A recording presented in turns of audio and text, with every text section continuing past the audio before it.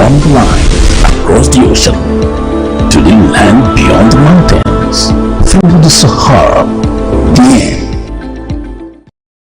Good to have you on International Tit Bits on Atlantic Television Network. International Tit Bits is a show where we bring you news, events, and stories from across the world. Here we ensure that the real on-time news are packaged for the viewing pleasure of the people. Now into our stories for today. From Gaza, Israel resumes strike on southern region, killing hundreds. From Russia, President Putin prepares for re-election despite economic woes. From India, aftermath of cyclones Meshang leaves manufacturing plants shut. From the United Kingdom, Met Office says this year is warmest on record. From Thailand, authorities to cooperate with Myanmar for humanitarian assistance. And from United Kingdom, cabinet members accused of bribing Rwanda to accept asylum seekers. Our guest for today on the show is a foreign affairs analyst. When we return from this break, we do well to introduce him. So stay tuned.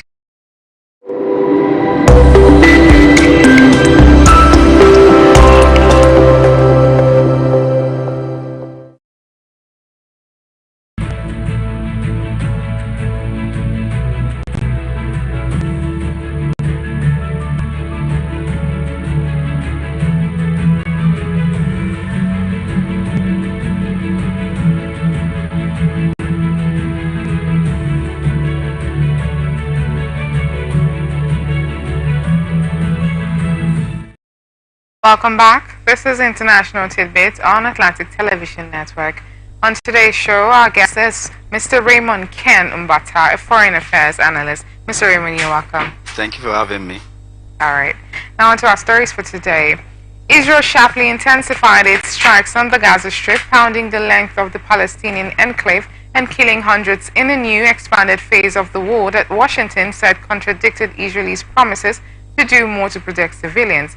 The Israeli military said on Friday it had struck more than 450 targets in Gaza from land, sea, and air over the past 24 hours, the most since the truce collapsed last week, and around double the daily figures typically.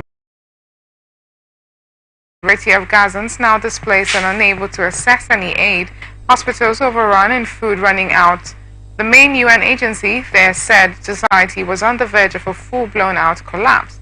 Residents and the Israeli military both reported intensified fighting in both northern areas where Israel had previously said its troops had largely completed their task last month, as well as in the south where they launched a new assault this week. Gaza's health ministry reported 350 people on Thursday, bringing the death toll from Israel's 2 months campaign in Gaza to more than 17,170, with thousands more missing and presumed buried under rubble.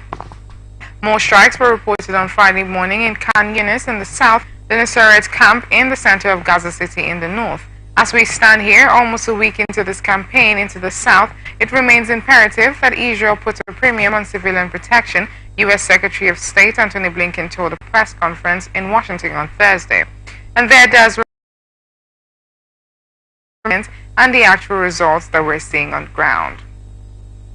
Mr. Raymond, can I ask, why has Israel constantly ignored United States' plea to reduce civilian casualty in the war with Hamas? Okay, I would like to at least to expatiate on the fact that Hamas has used the civilian population of Gaza as a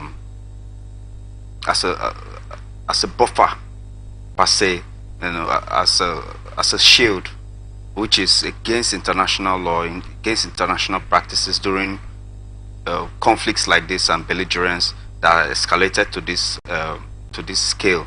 And I think I am not saying that Israel is right completely in everything they are doing, but at the same time, war is war, and when war is declared, civilians ought to be protected in as much as they are in the midst of this conflict. And Hamas has not taken any step to make sure that the Gazans, the Palestinians in Gaza, have been to be protected from this onslaught. Instead, they have used